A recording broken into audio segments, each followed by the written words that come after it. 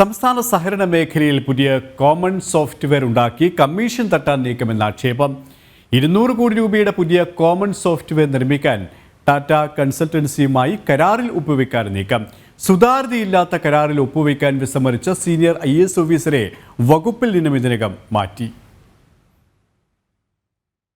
സാധാരണക്കാരുടെ ആശ്രയമായ സഹകരണ മേഖല തകർച്ച നേരിടുമ്പോഴാണ് വീണ്ടും ഒരു സോഫ്റ്റ്വെയർ ഉണ്ടാക്കാനുള്ള സർക്കാർ നീക്കം. പുതിയ കോമൺ സോഫ്റ്റ്വെയർ ഉണ്ടാക്കി കമ്മീഷൻ നേടാൻ നടപടികൾ ആരംഭിച്ചെന്നാണ് സൂചന. ചില സഹകരണ ബാങ്കുകളിൽ നടന്ന തട്ടിപ്പ് പുറത്തു വന്നതോടെ വിശ്വാസം നഷ്ടപ്പെട്ട നിക്ഷേപകർ അവരുടെ നിക്ഷേപങ്ങൾ കൂട്ടത്തോടെ പിൻവലിച്ചതും പുതുതായി നിക്ഷേപങ്ങൾ ലഭിക്കാതായതും വായ്പകൾ യഥാസമയം മടക്കി വരാത്തതും പ്രതിസന്ധി രൂക്ഷമാക്കി. സഹകരണ ബാങ്കുകളിലെ നിക്ഷേപം തിരിച്ചു കിട്ടാനാകാതെ ഇന്ന് ജനങ്ങൾ നെട്ടോട്ടമോടുന്ന അവസ്ഥയിലാണ്.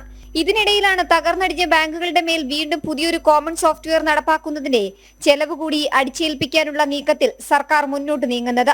സഹകരണ രജിസ്ട്രാറുടെ ഉത്തരവിന്റെ അടിസ്ഥാനത്തിൽ മിക്ക ബാങ്കുകളും അവരുടെ സ്വന്തം ചെലവിൽ ഇതിനകം കമ്പ്യൂട്ടർവൽക്കരണം നടത്തി കഴിഞ്ഞു. അതൊഴിവാക്കി കോമൺ സോഫ്റ്റ്വെയർ എന്തിനെന്ന ആശങ്കയിലാണ് സഹകാരികളും. 200 കോടി രൂപയുടെ പുതിയ കോമൺ സോഫ്റ്റ്വെയർ നിർമ്മിക്കാൻ ടാറ്റ കൺസൾട്ടൻസിയുമായി കരാറിൽ ഒപ്പുവെക്കാനുള്ള നീക്കങ്ങൾ ആരംഭിച്ചിരിക്കുകയാണ് മന്ത്രിയും സഹകരണ വകുപ്പും.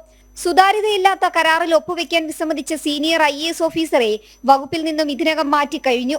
പകരം സർക്കാരിന് വേണ്ടപ്പെട്ട ഉദ്യോഗക്കയറ്റത്തിലൂടെ അഡീഷണൽ രജിസ്ട്രാർ പദവിയിലെത്തിയ സഹകരണ ഉദ്യോഗസ്ഥൻ കരാറിൽ ഒപ്പുവെക്കുമെന്നാണ് സൂചന. നിക്ഷേപങ്ങൾ മടക്കി നൽകാൻ നെട്ടോടമോടുന്ന സംഘങ്ങൾ സോഫ്റ്റ്വെയറിനുള്ള ലക്ഷ്യങ്ങൾ കൂടി ഇനി കണ്ടെത്തണം. ജനം, തിരുവനന്തപുരം.